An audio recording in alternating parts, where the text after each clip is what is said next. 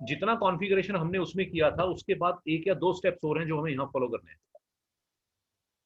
Okay, chart of account हमारा है IBM, ये स्टेप्स हैं, ये लास्ट वाला, ये और ये क्या है सर? Posting road. यहाँ हमें एक और आगे ट्रांजैक्शन टाइप्स और पोस्टिंग रूल्स वगैरह बनाने होते हैं, वो यहाँ पर आके असाइन होते हैं यहाँ पर। उसी का ही कंटिन्यूएशन है, उसी का कंटिन्यूएशन है ये। And then assign bank account to transaction types, ये वाला, ये कॉन्फ़िगरेशन रहती है इसके अंदर, ये दो स्टेप्स कॉन्फ़िगरेशन है। वैसे हम चला सकते हैं इसमें भी, तो ये 2-3 स्टेप्स हैं जिसके अंदर हमें ये फॉलो करना है। क्योंकि जो मैनुअल पोस्ट डालते हैं ना फिगर स्टेटमेंट, वो तो एक्सेप्ट हो जा रही है, ये स्टेप्स उसमें मिसिंग है। फिर ये दो इसमें स्टेप्स क्या होता है मिसिंग सर, है, कुछ बताएंगे एक बार?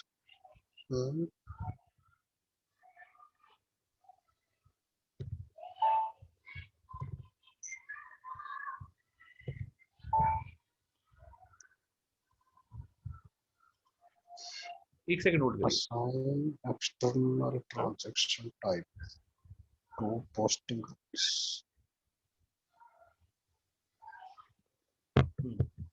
External transaction types to posting rules. Transaction type. आपके पास वो MT940 फॉर्मेट है क्या? या फिर हम भी कन्वर्ट कर सकते हैं? नहीं हम भी कन्वर्ट कर सकते हैं। मैं ऐसा करता हूँ, मैं डॉक्यूमेंट सर्च करता हूँ, डॉक्यूमेंट भेजता हूँ आपको। ठीक है, मेरे पास एक कॉन्फ़िगरेशन डॉक्यूमेंट भेज देता हूँ आपके पास। ठीक है सर, ठीक, थैंक यू। जी जी, ठीक है सर, थैंक यू। तो ये इलेक्ट्रॉनिक पार्ट का हम कभी बाद में कॉन्फ़िगरेशन सीखेंगे? नहीं, ऐसा कुछ नहीं है, इसमें 2-3 स्टेप्स ही हैं। इसमें हमारे लिए मेजर पॉइंट है, वो है हमारी MT940 का फॉर्मेट। अगर वो हमें मिल जाएगा देन हम लोग कुछ कर सकते हैं। Sir may be next class में जब आप भेजें तो ये 2 स्टेप ही अगर आप बता दें तो फिर बेटर है। देख लेंगे। क्योंकि एक क्वेश्चन और है सर कि लास्ट टाइम हमने जब ये बैंक रिकंसिलिएशन किया था, हमने 3 एंट्री बैंक की तरफ से खुद ही हमने इनपुट करी थी, 3 या 4 एंट्रीज। इन केस अगर वो मल्टीपल एंट्री मोर देन 50, 70 या 100 से अबव हो तो उसको अपलोड करने का कुछ वे है या फिर हमको मैनुअली इसको? हमने 3-4 खुद से किया था, समझा नहीं सर। जैसे हमने 90,000 उसका बैंक बैलेंस बनाया था बैंक बुक के लिए, तो वो एंट्रीज हमने वहां पर इनपुट की थी कि बैंक का अमाउंट कितना है। वो तो रूटीन एंट्रीज है ना। हाँ वही सर, वो एंट्रीज हम नहीं करते हैं, वो एंट्रीज तो रूटीन में होती है और उसी के बेसिस पे हम लोग आगे इसको बैंक रिकंसिलिएशन होता है हमारा। अब वो एंट्रीज कौन सी हैं? ऑटोमेटिक पेमेंट प्रोग्राम के थ्रू जो एंट्रीज होती हैं, या वो एंट्रीज F-53 के थ्रू पोस्ट होती हैं, वही एंट्रीज हैं वो। ओके ठीक है सर, वो हो गया। अच्छा एक क्वेश्चन कि जो हमने बैंक अकाउंट बनाया था जिसके अंदर हमने बहुत सारी एंट्रीज पहले कर चुके थे, मे बी हम सीखते हुए हमने बैंक अकाउंट प्लेन एक बैंक अकाउंट बनाया था 2001 से आई थिंक। तो वो बैंक अकाउंट में जितने भी ओपन आइटम्स पड़े हैं वो कैसे हम सेटल करेंगे? क्योंकि अभी तो हमने नया बैंक, मेन बैंक और आउटगोइंग और इनकमिंग बना दिया, तो उसके थ्रू हमने पेमेंट करी। बट जो हम ऑलरेडी बैंक अकाउंट से 2001 से पेमेंट कर चुके हैं, नहीं तो उसी को ही करेंगे हम लोग। हम नए बैंक अकाउंट्स बैंक रिकंसिलिएशन के लिए नहीं बनाते हैं, वही बैंक अकाउंट है जिसमें हम पेमेंट्स कर रहे हैं, रिसीव कर रहे हैं। नहीं सर, जब हमने ऑटोमेटिक पेमेंट सीखा तो हमने बैंक अकाउंट बनाया वहां पर। वो नहीं बनाते हैं हम लोग, वो नहीं बनाते हैं, नहीं बनाते हैं वो। मैंने आपको इसलिए बना के दिखाया सो दैट मैंने आपको ये पूरा टेबल प्रूव करना था कि ये टेबल का बैलेंस हमारा प्रॉपर आ रहा है कि नहीं आ रहा, ये करना। ओके तो सर जो हमने शुरू में बैंक अकाउंट लिया था वो हमारा मेन बैंक अकाउंट होगा या आउटगोइंग होगा? कहाँ पर? जो हमने शुरू में 2001 करके हमने 2001 जीएल पेमेंट करी थी, हमने शुरू में जब जीएल एंट्रीज करी थी तो हमने बैंक के थ्रू से पेमेंट करी थी। हाँ, तो वो जो बैंक अकाउंट है वो हमारा आउटगोइंग होगा? मेन बैंक के अंदर ऑटो पोस्टिंग्स होती हैं, मेन बैंक में मैनुअल पोस्टिंग्स नहीं होती। ओके हम लोग मेन बैंक के अंदर ऑटो पोस्टिंग करवाते हैं बैंक रिकंसिलिएशन के टाइम पे, मेन बैंक में मैनुअल पोस्टिंग्स नहीं करते हैं। ओके तो सर उसको हम आउटगोइंग बैंकिंग अकाउंट मान लें? इसको सर जो दोनों ही है वो तो। हाँ सर वो मेरे ख्याल से जैसे पेमेंट होगी तो वो आउटगोइंग में ही होगी, हाँ, एंड कुछ आप भी जो इनकम ईपीपी होगा तो वो करोगे, इनकमिंग में ही होगी। ऑटोमेटिक पेमेंट प्रोग्राम F-53 वो आपका आउटगोइंग के थ्रू होगा, F-28 आपका इनकमिंग के थ्रू होगा। ओके, तो उसको वही बैंक लेके चलेंगे। Yes yes. ठीक है, ओके। सर मेरा ये क्वेश्चन है, सर यस। मेरा ये बैंक, सर इसमें एक्सेल में सर थोड़ा ऊपर जाएंगे सर, बीआरएस का ही है जहाँ पे हमने बैंक रिकॉर्ड से स्टार्ट किया था। एक्चुअली क्वेश्चन नहीं है सर, कंफ्यूजन है मेरे को थोड़ा और ऊपर ये सर इसमें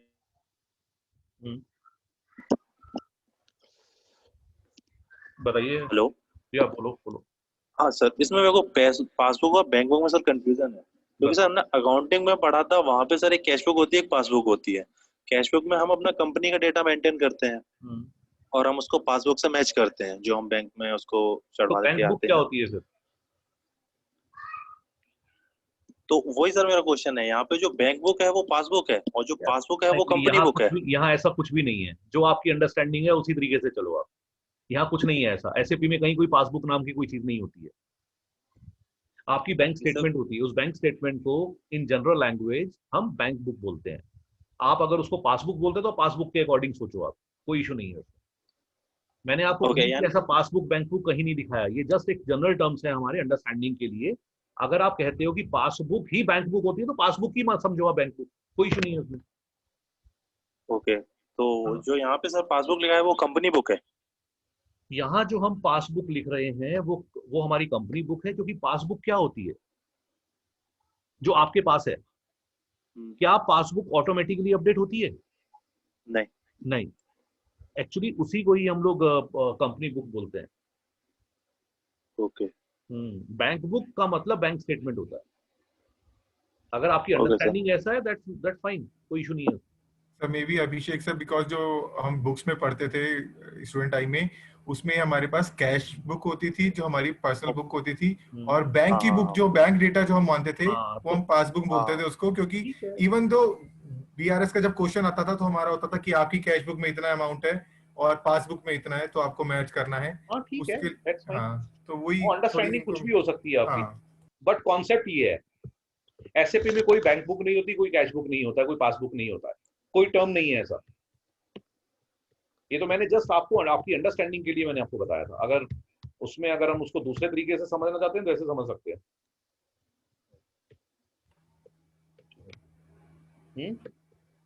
ओके सर, ठीक है। सही क्वेश्चन होगा। बताइए सर, वो डिफाइन पोस्टिंग रूल करते टाइम हमने मेन बैंक और जो आउटगोइंग और इनकमिंग बैंक था उसके लिए हमने वो कुछ पोस्टिंग डिफाइन की थी कि मेन बैंक पे जो भी इफेक्ट आएगा वो क्रेडिट होगा या डेबिट होगा उसके हिसाब से। बिल्कुल। In case of multiple banks अगर हमारे पास, अभी तो हमारे पास एक ही बैंक था तो हमने वो लिंक कर दिया, बट अगर हमारे पास मे बी मानिए 5 मेन बैंक है, मेन बैंक 5 नहीं हो सकते, बैंक अकाउंट 5 हो सकते हैं। हाँ, बैंक अकाउंट 5 है, तो सर उनके में 3 अकाउंट 3 जीएल सबके बनेंगे। देखिए, आप इनकमिंग आउटगोइंग को मर्ज कर सकते हैं, सबके 2 भी बना सकते हैं, बट मेन आपको सेपरेट ही रखना है। मेन मींस एक ही बैंक, एक ही जीएल बस। एक जीएल तो आपका, देखिए 5 बैंक अकाउंट है तो आप 10 जीएल भी बना सकते हैं, 15 जीएल भी बना सकते हैं। आप अगर मेन बैंक तो आपके 5 रहेंगे ही रहेंगे, उसमें कहीं कोई डाउट ही नहीं है। अब डाउट क्या है इनकमिंग और आउटगोइंग में? इनकमिंग आउटगोइंग 2 सेपरेट जीएल भी हो सकते हैं, वो कंबाइंड भी हो सकते हैं। एक सेकंड होल्ड करिएगा सर।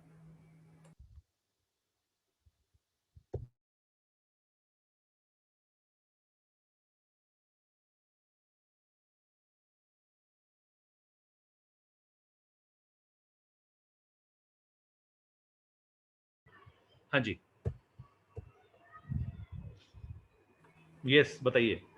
सर वही क्वेश्चन मैं दोबारा एक बार फिर से पूछ रहा हूँ। लेट्स सी हमारे पास 5 बैंक अकाउंट्स हैं, उन पांचों बैंक अकाउंट के हमने 15 जीएल क्रिएट कर दिए हैं, 5 मेन और 5 इनकमिंग एंड 5 आउटगोइंग। ठीक है। तो जो हमने डिफाइन रूल करते वक्त हमने मेन अकाउंट के लिए जो हमने कॉन्फ़िगरेशन की थी, अगर वो हमको फिर पांचों के 5 अकाउंट के लिए करनी पड़े, 5 मेन अकाउंट के लिए, तो वो कैसे करेंगे? अभी तो हमारे नहीं पास एक ही करेंगे था, ना, तो हमने नहीं करेंगे। अकाउंट सिंबल्स कितने बनाए हमने?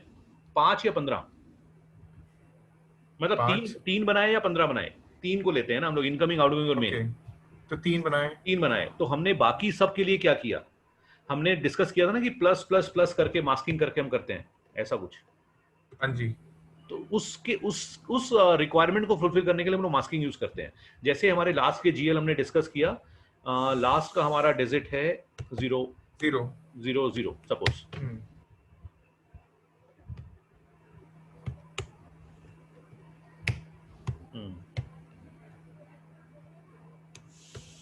सपोज ये हमारा मेन के लिए हो गया,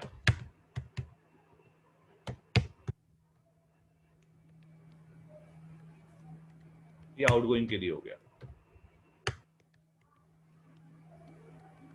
ये इनकमिंग के लिए हो गया। तो अब आपके जो भी जीएल्स आपके बनेंगे 15 जीएल्स, वो इसी बेस पे बनेंगे।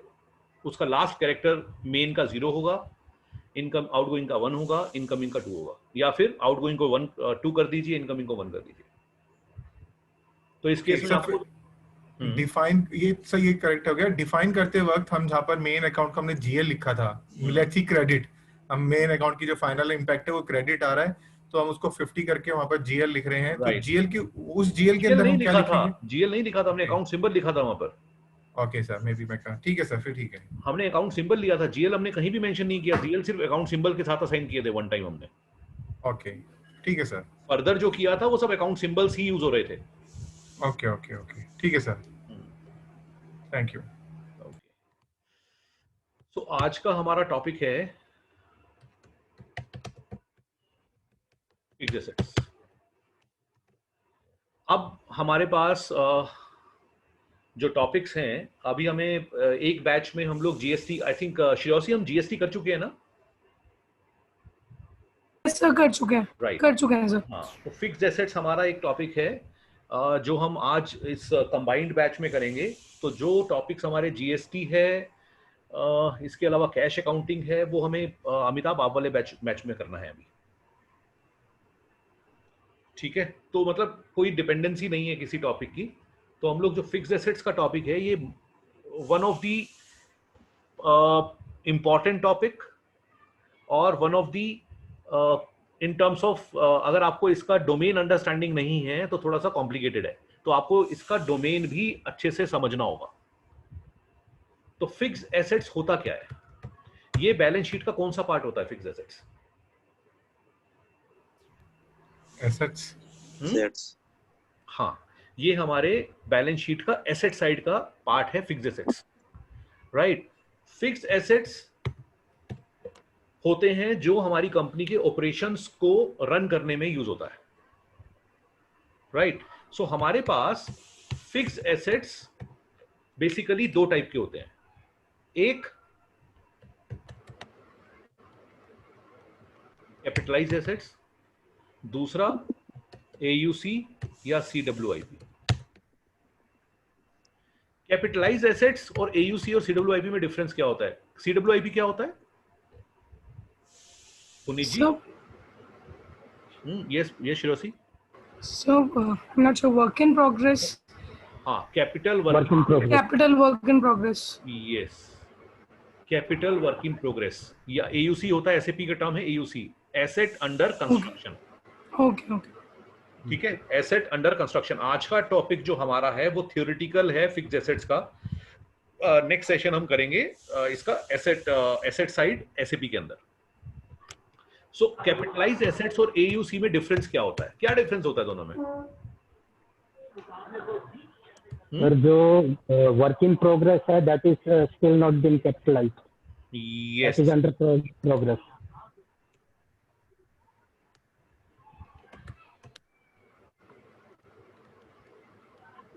not put to use, put to use,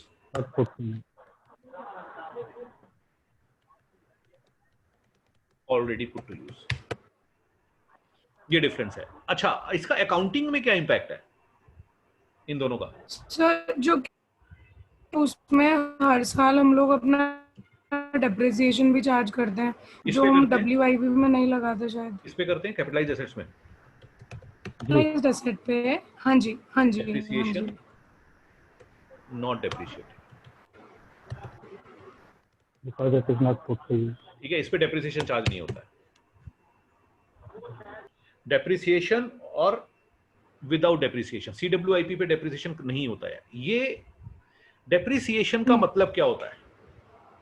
हमारे पास एक एसेट है, फिक्स एसेट्स है, जिसको हम कंप्लीटली एक्सपेंस आउट नहीं करते हैं। जैसे हमने सपोज मोबाइल का बिल आया, उसको हमने कंप्लीटली एक्सपेंस आउट कर दिया, लेकिन यहां पर क्या है, इन फिक्स एसेट्स को हम कंप्लीटली एक्सपेंस आउट नहीं करते हैं, वन शॉट में एक्सपेंस आउट नहीं होती है। ये एक टाइम ड्यूरेशन में मंथली बेसिस पे या क्वार्टरली या हाफ ईयरली बेसिस पे इसको हम एक्सपेंस आउट करते हुए जाते हैं, डेप्रिशिएट करते हुए जाते हैं, तो उनको हम कैपिटलाइज्ड एसेट्स डेप्रिसिएशन बोलते हैं हम लोग। ओके,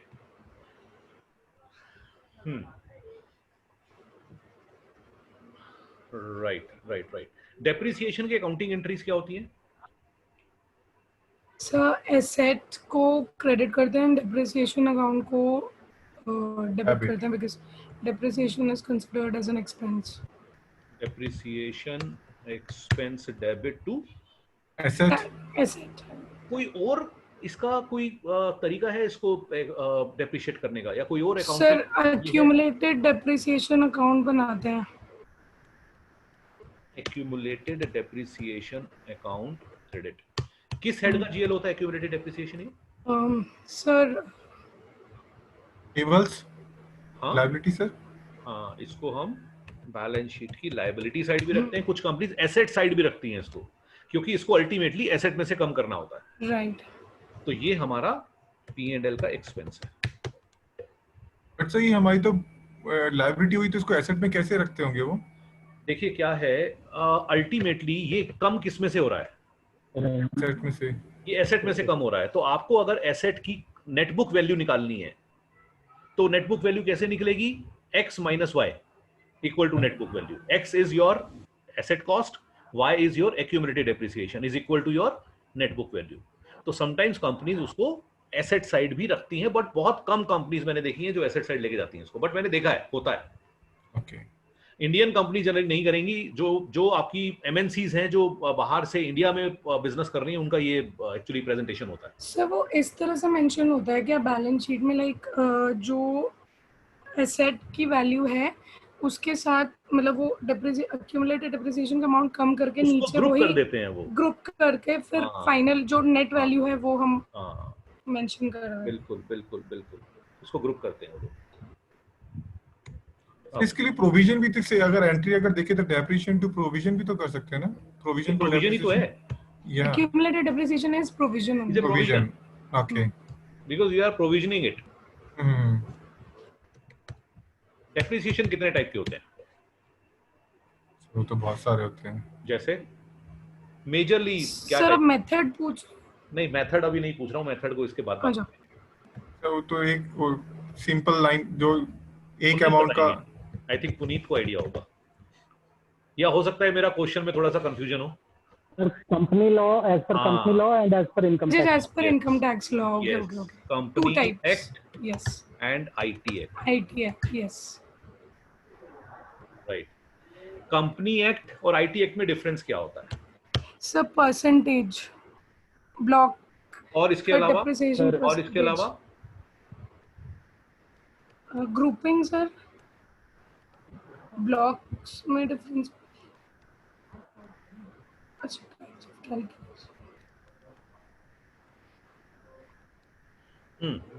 क्या होता है? सर ये यूजफुल परसेंटेज, ये परसेंटेज बेसिस, परसेंटेज ये इसमें sir written down value method, yes, ये WDV पे होता है, वो मैं नीचे बताने वाला था, हम इसी यहीं लिख देते हैं type of method.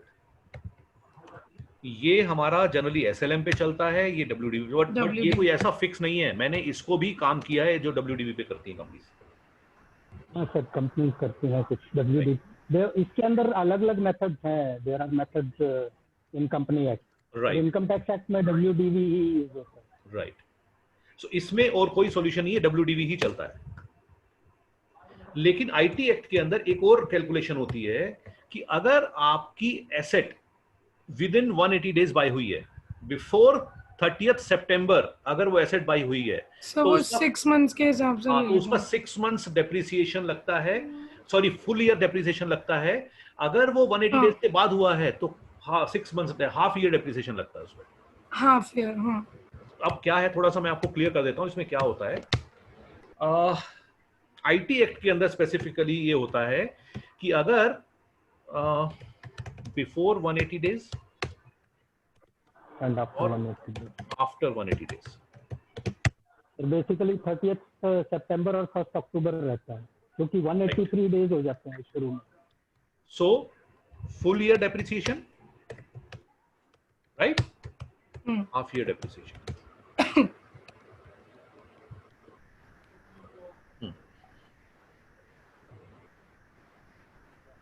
Right.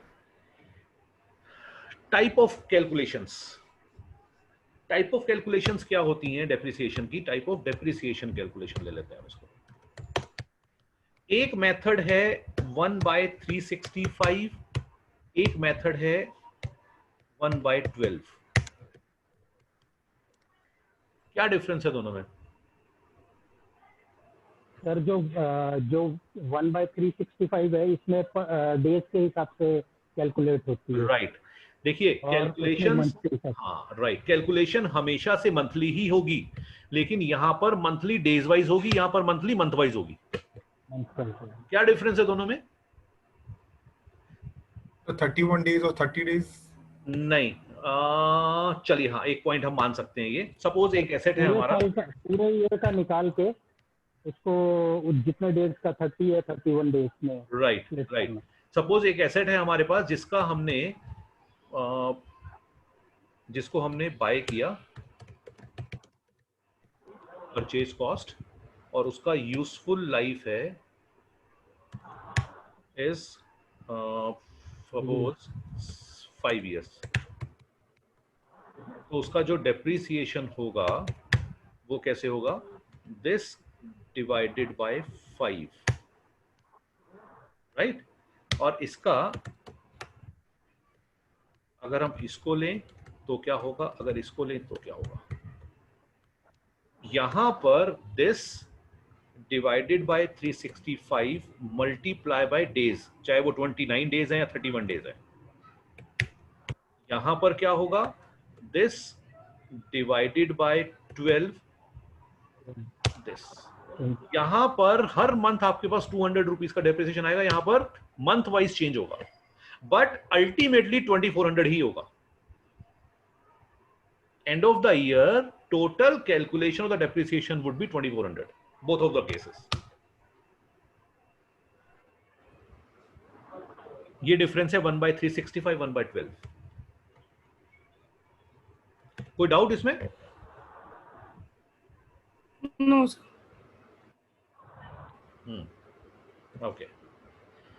SAP में एक टर्म यूज होता है एपीसी, इसको बोलते हैं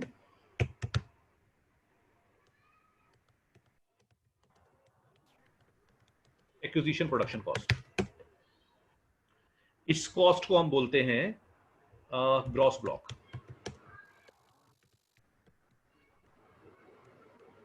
या फिर purchase cost, total purchase cost including all.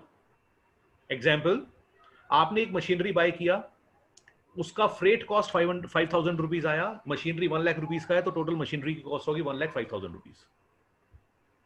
उसके ऊपर अगर सर इंस्टॉलेशन होगा तो वो भी इंक्लूड होगा डेफिनेटली। अब कोई भी कॉस्ट अगर उसके ऊपर इंकर हुआ है तो वो कंप्लीट कॉस्ट उस मशीन का कॉस्ट होगा, before put to use, after put to use नहीं। अगर उसके बाद अगर वो मशीन यूज में आ रही है और अब उस पर कोई मेंटेनेंस है तो वो उसका कॉस्ट नहीं होगा, वो एक्सपेंसेस होंगे। ओके।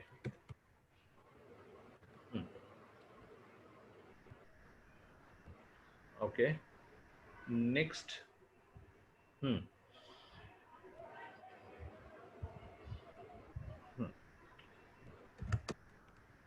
पहले टाइप ऑफ ट्रांजैक्शंस। क्या क्या टाइप की ट्रांजैक्शंस होती हैं? सबसे पहले एसेट परचेज होती है, फिर इंस्टॉलेशन इन केस, फिर डेप्रिशिएट होती है, फिर उसके बाद सेल हो सकती है या फिर ट्रांसफर हो सकती है, स्क्रैप, डिस्कार्ड हो सकती है जिसको स्क्रैप बोलते हैं, फिर सेल हो सकता है। ये डिफरेंट टाइप ऑफ ट्रांजैक्शंस हैं। क्या डिफरेंस है? एसेट परचेज तो चलिए समझ में आता है, डेप्रिसिएशन भी समझ में आता है, ट्रांसफर का क्या मतलब है? आप अगर एक एसेट को एक यूनिट से दूसरे यूनिट में ट्रांसफर कर दिया, एक प्लांट से अगर दूसरे प्लांट में आप एसेट ट्रांसफर कर रहे हो तो उसका जो ट्रांसफर प्रोसेस है वो इस तरीके से रन होता है। उस केस में होता क्या है, सपोज आपकी फिक्स्ड एसेट्स की कॉस्ट है 1 लाख रुपीस, उसका आपने यूजफुल लाइफ डिसाइड किया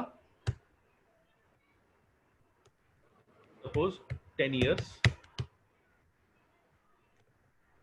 yearly depreciation this divided by this 10,000 rupees,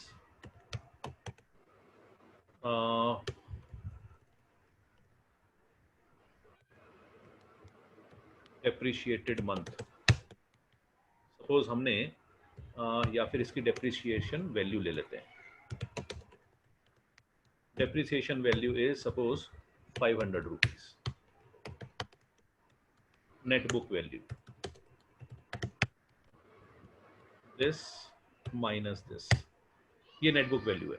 अब आपको ये ऐसे ट्रांसफर करना है, क्या करेंगे अब हम इसमें? हम FA, सर एक क्वेश्चन है sir, what is the depreciation value है? डेप्रिसिएशन वैल्यू मतलब एसेट कितना डेप्रिशिएट हो चुकी है अब तक। ओके ठीक है, तो सर इसकी या एक काम करते हैं, इसको एक्यूमुलेटेड डेप्रिसिएशन बोलते हैं। एक्यूमुलेटेड डेप्रिसिएशन मतलब कितना एक्यूमुलेट कर चुके हैं हम। तो बुक वैल्यू में से फिर वो 1 लाख में से माइनस नहीं होगा बुक वैल्यू? यस, उसमें से ही माइनस होगा, right, this minus this, net book value ही होगी, राइट। FA अकाउंट होगा यहां से क्रेडिट, या इसको पहले हम डेबिट ही करते हैं, फिर से FA अकाउंट क्रेडिट, फिर एक्यूमुलेटेड डेप्रिसिएशन डेबिट,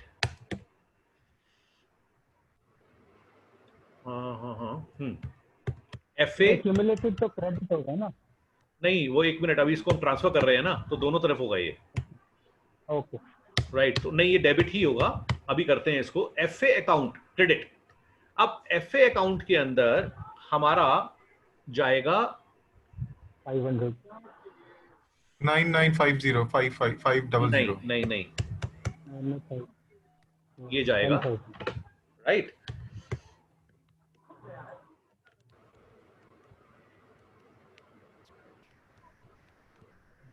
एक सेकंड, नहीं ये नहीं होगा, तो वो 995 वही होगा सर। हमने FA अकाउंट को डेबिट किया, वहां हमने जाएगा 25 किया 99,500 rupees, right. FA account credit हुआ, ये परफेक्ट हुआ हमारा। एक्यूमुलेटेड डेप्रिसिएशन हमारा सही, सबसे ऊपर FA अकाउंट डेबिट जो हमने परचेज करी उस टाइम तो हमारा 1 लाख ही आना चाहिए ना, परचेज 1 लाख देखिए डेबिट जो है। ये प्लांट 1 है, ये प्लांट 2 है, ये बनेगा प्रोसेस। तो अब इसके अंदर FA अकाउंट जो हमारा डेबिट हुआ, क्योंकि वो उतनी वैल्यू से होगा जितनी वैल्यू नेट बुक वैल्यू है, या इसको अगर हम ऐसा भी कर सकते हैं, पूरे से अगर लेके जाएं, नहीं पूरा ही जाएगा ये, राइट, 1 लाख ही जाएगा, और वहां पर जो क्रेडिट हुआ वहां भी 1 लाख से ही क्रेडिट होगा। एक्यूमुलेटेड डेप्रिसिएशन जो यहाँ वहां पर जो क्रेडिट हुआ था, वो एक्यूमुलेटेड डेप्रिसिएशन हमारा यहाँ से नहीं जाएगा।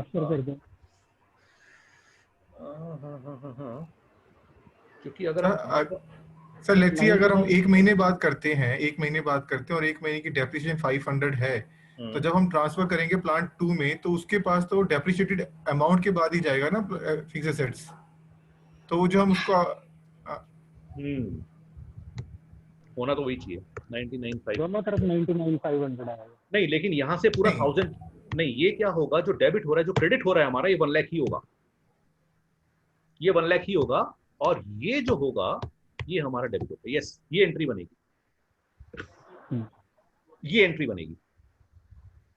एक बार थोड़ा समझाएंगे, ये जो डेबिट हुआ है ये किस हम ट्रांसफर कर रहे हैं, ये ट्रांसफर एंट्री है? हमने ये जो हमारा प्लांट 1 है जिसने रिसीव किया, कितने का रिसीव किया? 99,500 रुपीज का। उतने में से क्रेडिट कितना हुआ? ये उसका एक्यूमुलेटेड डेप्रिसिएशन हमने रिवर्स कर दिया, ये एंट्री बनेगी प्लांट 1। तो इस केस में तो डेप्रिसिएशन लगी नहीं अभी तक। डेप्रिसिएशन यहां थोड़ी ना लगाना है हमें, आप कभी एक्सपेंस ट्रांसफर नहीं करते हो, एक्सपेंस ट्रांसफर नहीं होता है। हाँ सर, हम ओके लेट्स सी, इसमें प्लांट 1 ने शुरू में 1 लाख का परचेज किया था, सही यही सिनेरियो है ना कि प्लांट 1 ने परचेज किया था इनिशियली? हाँ, ये प्लांट हमारा 1 होगा, ये प्लांट 2 होगा। हाँ सर, ये ठीक है। Yes yes yes yes yes, और ये प्लांट 2 होगा, ये होगा। जिसने परचेज किया था उसने इतने का परचेज किया, जिसने उसको माइनस कर दिया। एक्यूमुलेटेड डेप्रिसिएशन उतने से किया था, वो रिवर्स हो गया, और हमारा जो बाकी का जो एसेट जितने का जाना चाहिए था वहां पर हमने ट्रांसफर कर दिया। ये एक्यूमुलेटेड डेप्रिसिएशन भी तो प्लांट 1 में रहेगा। प्लांट, हाँ सॉरी, प्लांट 1 ही रहेगा। यस यस, प्लांट 1 ही रहेगा, क्योंकि वहां से माइनस कर रहे हैं। एक्यूमुलेटेड डेप्रिसिएशन साथ लेके नहीं जाएंगे हम। यस, ये ठीक है सर।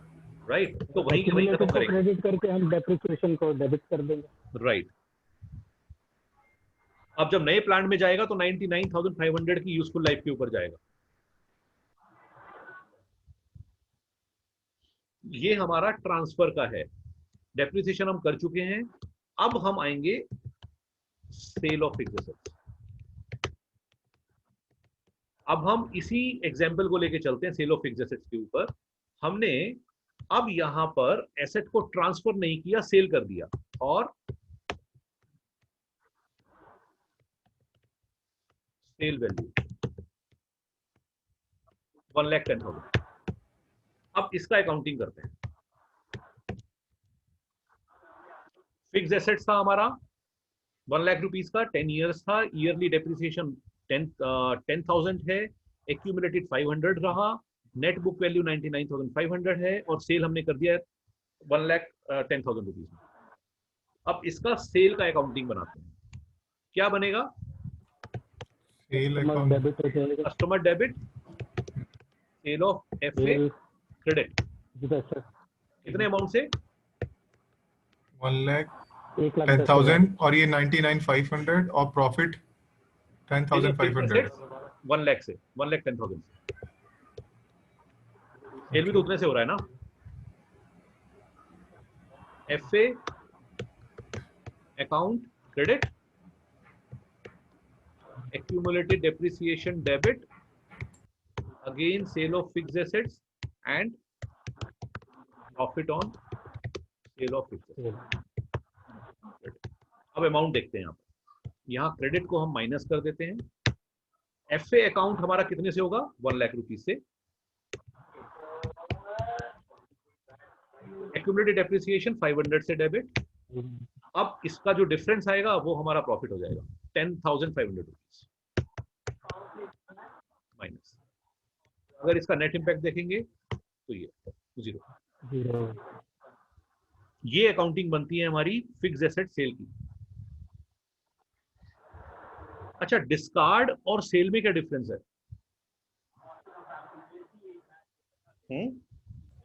डिस्कार्ड में तो वैल्यू 0 हो जाएगी सर, स्क्रैप में 0 वैल्यू हो जाएगी ना, डेप्रिशिएटेड रेजिडुअल वैल्यू रहेगी सिर्फ डिस्कार्ड में। ओके, एक्चुअली डिस्कार्ड और फिक्स्ड एसेट सेल में डिफरेंस क्या होता है? डिस्कार्ड के अंदर सेल जो होता है वो एसेट सेल नहीं होता है, और सेल ऑफ फिक्स्ड एसेट में फिक्स्ड एसेट सेल होता है, क्योंकि यहां पर आप उसको स्क्रैप करते हो। पहले एसेट पहले कन्वर्ट होता है स्क्रैप में, स्क्रैप सेल होता है। सेकंड वाले पार्ट में यहाँ पर एसेट स्क्रैप नहीं हो रहा है, वो डायरेक्ट सेल हो रहा है। ये मेजर डिफरेंस है। बट ऐसे सर फिक्स्ड एसेट्स का अगर हम अकाउंट देखेंगे उसमें तो उसकी वैल्यू 0 ही हो जाएगी ना? यस, डेफिनेटली 0 होगा, दोनों केस में 0 होगा। लेकिन यहाँ पर सेल एसेट नहीं होगा डिस्कार्ड में, यहाँ पर स्क्रैप सेल होगा। यस। तो आप यहाँ पर ये नहीं कैलकुलेट कर पाएंगे इस एसेट पे कितना प्रॉफिट हुआ था किस कस्टमर से, यहाँ पर कर पाएंगे। Sure sure. ओके,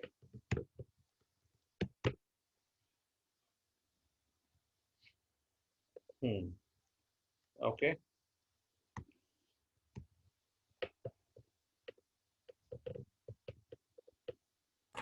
सही, एक बार एंट्री एक बार थोड़ा सा फिर से समझाएंगे, सबसे नीचे वाली।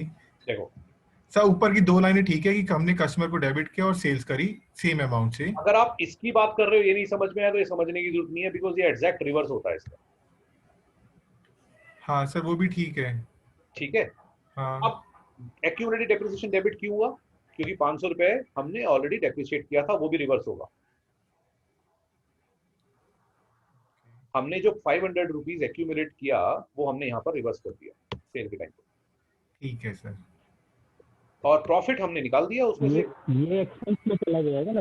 ठीक है। हाँ सर ठीक है ठीक है सर। वही है कि ये हम बस डायरेक्ट हमने एक्यूमुलेट डेप्रिसिएशन लिख रखा है, बट हम यहाँ पर वो डेप्रिसिएशन लिख देते तो वो भी हो जाता ना। नहीं नहीं नहीं, एक्यूमुलेटेड है। डेप्रिसिएशन का मतलब तो एक्सपेंस होता है, ये लायबिलिटी है।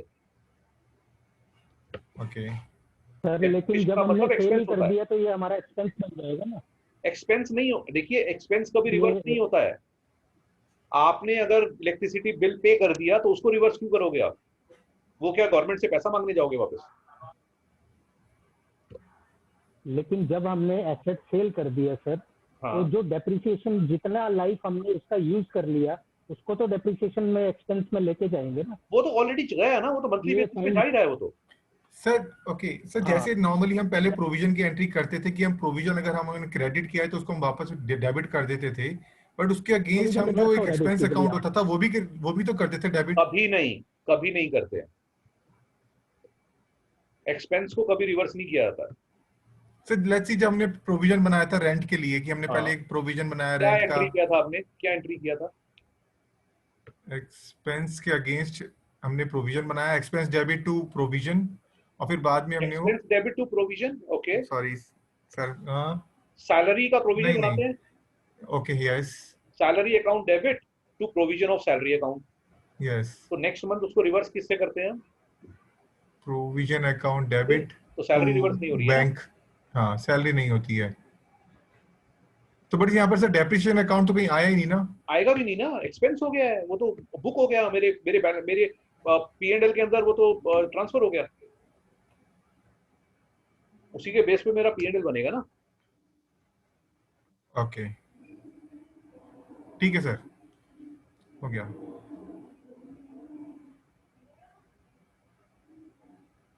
राइट? यस सर ठीक है। ओके, सो हमारे पास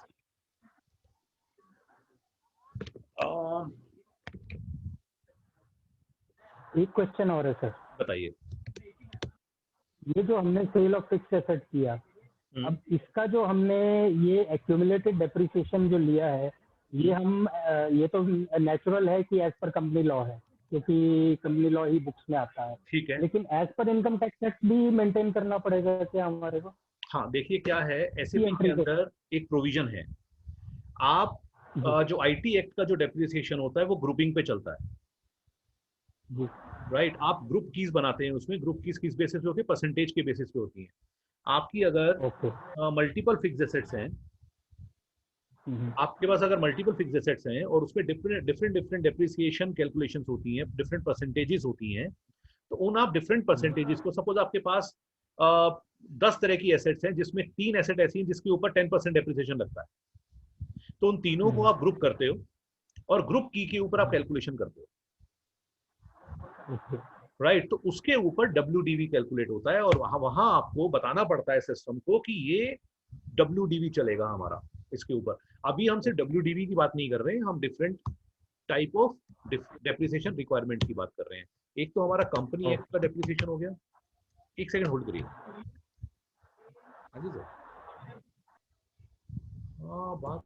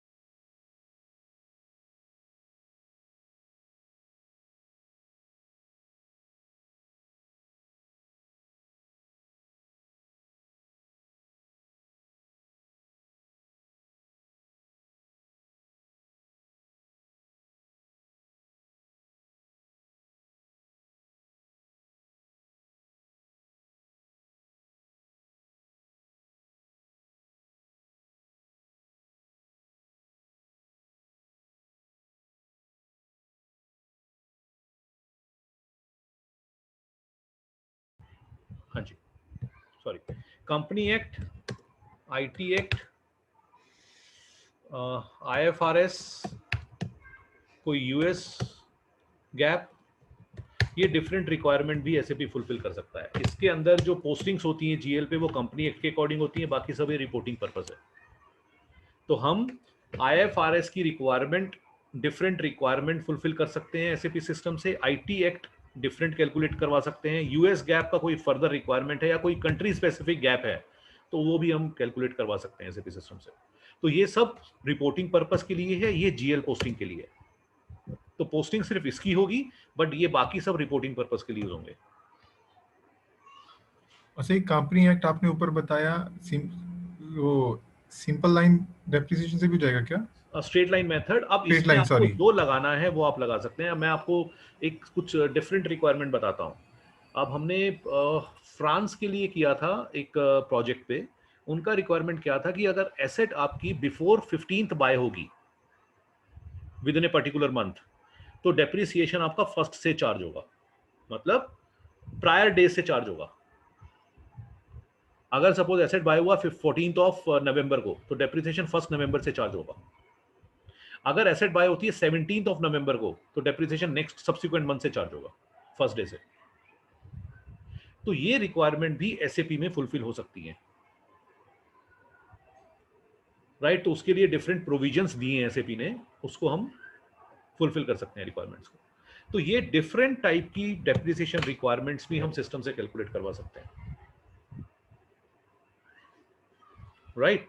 तो ये हमारा एक एसएपी का एक फंक्शनैलिटी है जिस बेसिस पे हम ये कैलकुलेशंस करते हैं। सर, ये आप कह रहे हैं कि कंपनी एक्ट के अकॉर्डिंग हमारी जीएल एंट्रीज होंगी, जो भी मेथड हम चूज करेगी कंपनी के अकॉर्डिंग, जो भी उनका रूल होगा। उसके बाद अगर हमको कोई रिपोर्टिंग पर्पस के लिए हम चाहिए तो आईटी एक्ट के अकॉर्डिंग, और आईएफआरएस से मेरे को ये पता नहीं है, आईटी एक्ट और आईएफआरएस और यूएस गैप। आईटी एक्ट तो इनकम टैक्स एक्ट होता है, ये इंटरनेशनल फाइनेंशियल रिपोर्टिंग रिक्वायरमेंट्स होती हैं। यूएस गैप कोई यूएस का स्पेसिफिक रिक्वायरमेंट है। तो अगर हमने लेट्स सी कि हमने 10% सिंपल लाइन जो भी समय स्ट्रेट लाइन मेथड से हमने कैलकुलेट किया है 1 लाख के ऊपर 5 इयर्स में, हमने उसको 550,000 हटा दिया, मतलब डेप्रिशिएट हो गया, तो उसको रिपोर्टिंग के लिए हम आईटी एक्ट में किस तरह से वो शो होगा? देखिए, आईटी एक्ट में डब्ल्यूडीवी चलता है, यहाँ पर एसएलएम चलता है, तो दो डिफरेंट रिक्वायरमेंट्स हो गई है। एक ही एसेट पे चार डिफरेंट टाइप की आप कैलकुलेशंस करवा सकते हैं। चार क्या बोल रहा हूँ, मल्टीपल, मतलब मल्टीपल लेवल पे आप कैलकुलेशंस करवा सकते हैं। एक ही एसेट आपको एक जगह पर नेट बुक वैल्यू आपको 1 लाख रुपीज दिखा रहा होगा, दूसरी जगह आपको 90,500 रुपीज दिखा रहा होगा, तीसरी जगह आपको 1 लाख सपोज 98,800 रुपीज दिखा रहा होगा, कहीं कुछ दिखा रहा होगा।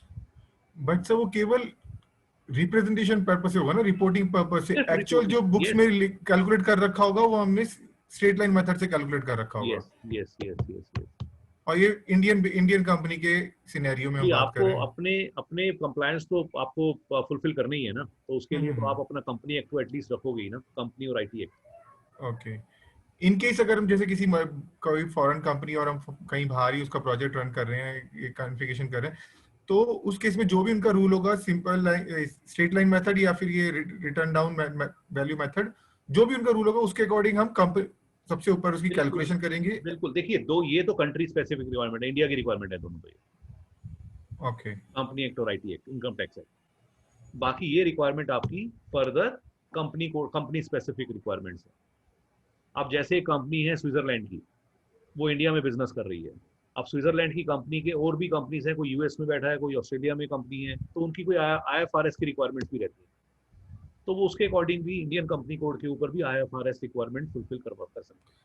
ओके सर, फिर मैं भी वो रिपीट कर रहा हूँ। तो जो हमारा 50,000 तो हमारा बुक्स में दिखाएगा कि सिंपल स्ट्रेट लाइन मेथड से 50,000 है, बट रिपोर्टिंग पर्पस अगर कोई हमसे मांगता है और हम उसको आईटी जस्ट एक पेपर पे रिपोर्टिंग पर्पस से दिखाते हैं, तो इतना वैल्यू होती अगर आईटी एक्ट के अकॉर्डिंग आप रिपोर्टिंग चाहते हैं तो? सिंपल सी चीज बताता हूँ।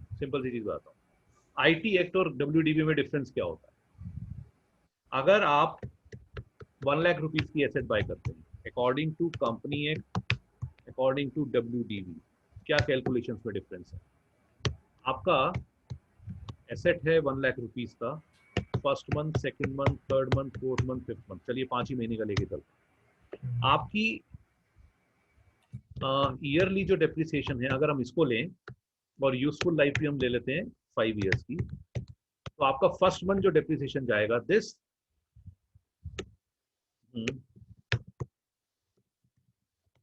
डिवाइडेड बाय 5, ये आपका हो जाएगा 1 साल का, डिवाइडेड बाय 365, ये 1 दिन का हो गया, मल्टीप्लाई बाय 30, सॉरी जनवरी में 31 या अप्रैल लेते हैं, ये आपका 1 महीने का अप्रैल का डेप्रिसिएशन आ गया। कंपनी एक्ट के अंदर सेम चलेगा हर जगह, यहां भी यही होगा और नेक्स्ट मंथ भी यही होगा। तो इसको 12 ले लेते तो सिंपल हो जाएगा कैलकुलेशन, वही सेम हो जाएगी।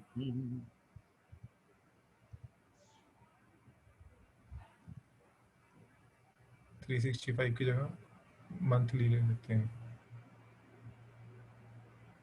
नहीं, यही लेके चलते हैं हम इसको।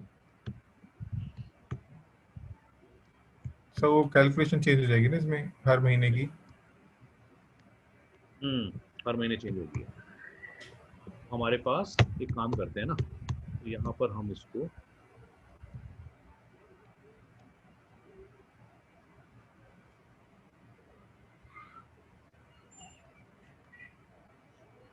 थर्टी 31 30 31 31 30 31 31 31 हाँ 29 से 29 29 आएगा ना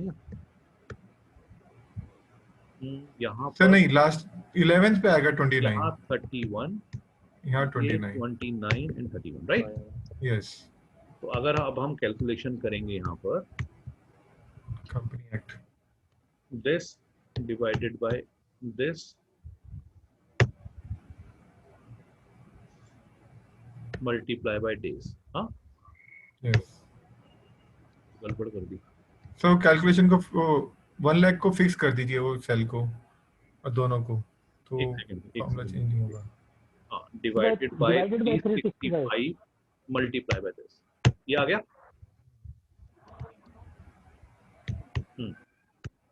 सर वो फ्रीज करना पड़ेगा। हाँ, इसको हमें इन दोनों को, आगे वाले दोनों को, ऊपर वाले में फर्स्ट में सर, यहाँ पर अच्छा ऊपर फॉर्मूले में, हाँ जी यहाँ करना पड़ेगा। हाँ, इसको फ्रीज कर दीजिए। $, F4 दबा दीजिए, वो पूरा फ्रीज कर देगा उसको। हाँ, और एक सर 5 को भी फ्रीज करना पड़ेगा। ओके, डी, हाँ बेस तो वैसे ही आ जाएंगे। नहीं सर, हाँ यहाँ भी F4 कर दे। हाँ, इसमें F4 कर दीजिए।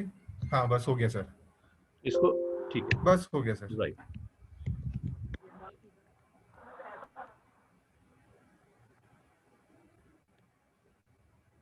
ठीक है ना? हाँ जी सर, ठीक है। 20054 जो कि कैलकुलेशन प्रॉब्लम है, देखते हैं क्या आएगा। चलिए देखेंगे इसको। इसके बाद अगर आप WDV करेंगे तो WDV में क्या कैलकुलेशन होगी? This divided by this, right? 20,000 हो गया। ये फर्स्ट मंथ का आप क्या करेंगे हम लोग? ये WDV आ गई फर्स्ट मंथ की, डिवाइडेड बाय 12, राइट? और उसके बाद फर्स्ट मंथ तो ये हो गया। सेकेंड मंथ में दिस माइनस दिस, ये आ गया हमारा नेक्स्ट मंथ का इंटू 12 इंटू डिवाइडेड बाय 12। हमने कुछ गड़बड़ किया क्या? सर ये जो 20,000 के नीचे आप फॉर्मूला लगाइए, वो वाला कि वैल्यू कितनी आएगी नेक्स्ट मंथ में, और 20,000 के नीचे माइनस दिस, राइट? सबसे पहले तो ये हो गया। सर इसको 20,000 के नीचे लगा दीजिए, तो हर मंथ की वो वैल्यू पे मिलती रहेगी। ठीक बात है। दिस माइनस दिस, ये आ गया हमारा। और अब जो डेप्रिसिएशन चार्ज होगा, सेम फॉर्मूला हम यहाँ करेंगे। ये आएगा थर्ड मंथ, यहाँ आएगा 4th मंथ ये आएगा, तो ये हमारा WDV है। तो डिफरेंस क्या है, यहाँ पर कैलकुलेशन क्या हो रही है, यहाँ कैलकुलेशन क्या हो रही है। तो ये हमारा रिपोर्टिंग पर्पस के लिए हो रहा है, ये हमारे GL पे पोस्टिंग्स के लिए हो रहा है। तो सही SAP में WDV हमको कैसे, मतलब केवल एक रिपोर्ट बना के दे देगा कि ये अगर आप, हाँ बिल्कुल, ये अलग से रिपोर्ट दिखाएगा आपको। ओके, बट कैलकुलेशन में इसका कोई लेना देना नहीं होगा SAP नहीं के अंदर। नहीं नहीं, ठीक आपकी है सर। बुक्स में एंट्री इसकी जाएगी, हाँ जी, रिपोर्टिंग आपको ये भी मिलेगी। ठीक है सर। ठीक है, सर ठीक है, थैंक यू। ओके नेक्स्ट आते हैं।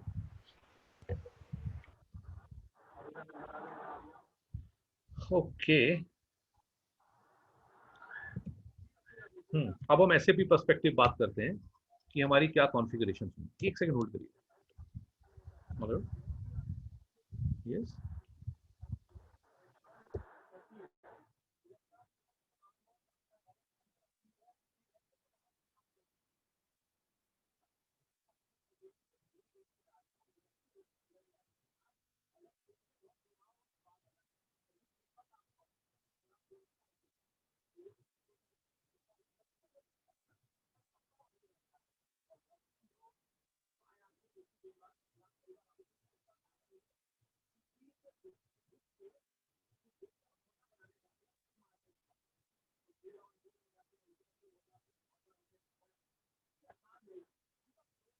सॉरी।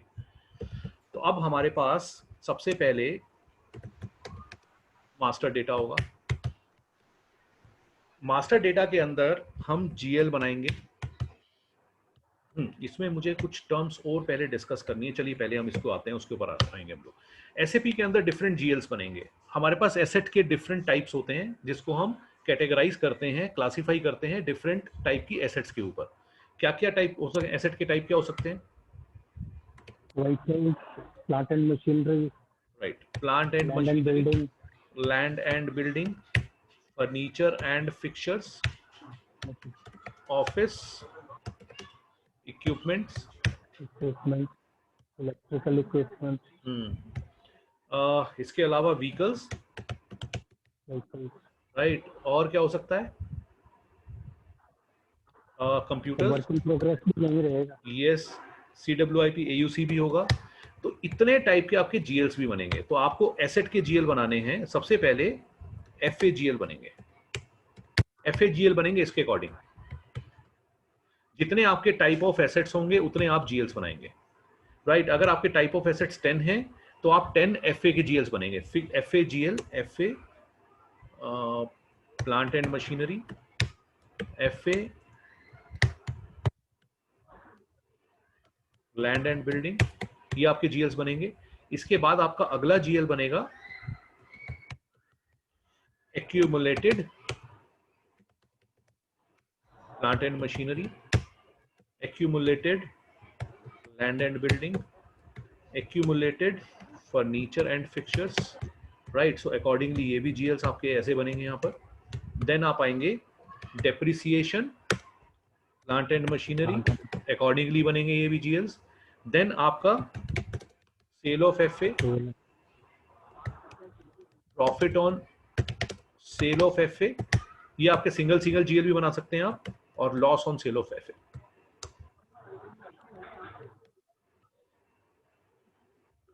तो ये हमारा फर्स्ट स्टेप है GL मास्टर का। फिर हम लोग चलते हैं कॉन्फ़िगरेशन में। कॉन्फ़िगरेशन के अंदर SAP का जो प्रोसेस स्टार्ट होता है वो चार्ट ऑफ डेप्रिसिएशन से स्टार्ट होता है। चार्ट ऑफ डेप्रिसिएशन क्या होता है? जैसे हमारा चार्ट ऑफ अकाउंट्स होता है, सेम हमारा चार्ट ऑफ डेप्रिसिएशन रहता है फिक्स्ड एसेट्स में। चार्ट ऑफ अकाउंट हम GL पर्पस के लिए यूज करते हैं, क्लाइंट लेवल पे रहता है। चार्ट ऑफ डेप्रिसिएशन भी क्लाइंट लेवल पे रहता है।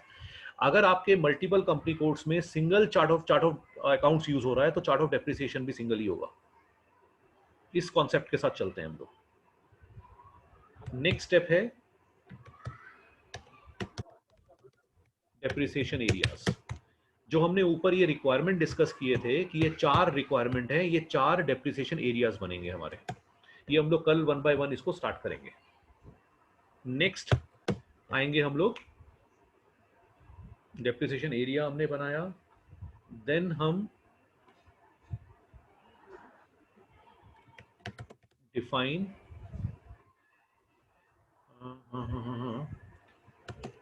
इनपुट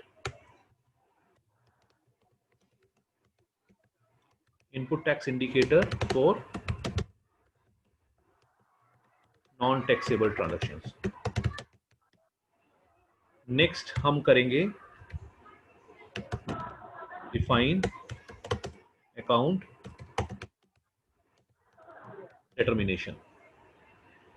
नेक्स्ट आएंगे हम define number ranges, define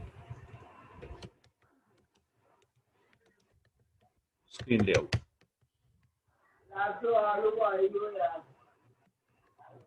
create sir screen layout में, screen layout, yes layout, sorry, create asset class, asset classes कर सकते हैं इसको। ओके, नेक्स्ट हम आएंगे इसमें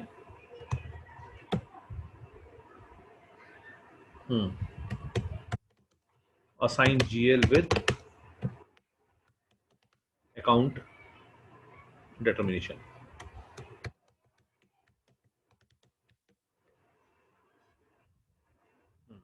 नेक्स्ट आएंगे हम define base method, define multi-level method, define period control method, then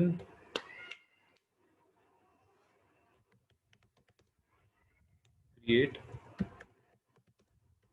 depreciation key,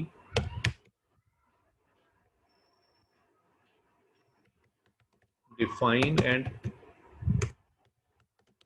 assign forms,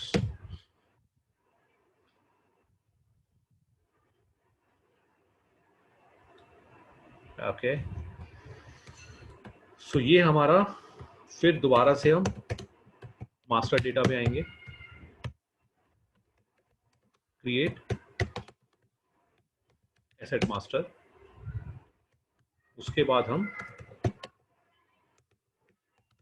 transactions पे। तो ये स्टेप्स हमें फॉलो करने हैं सारे, इसको हम लोग कल स्टार्ट करेंगे।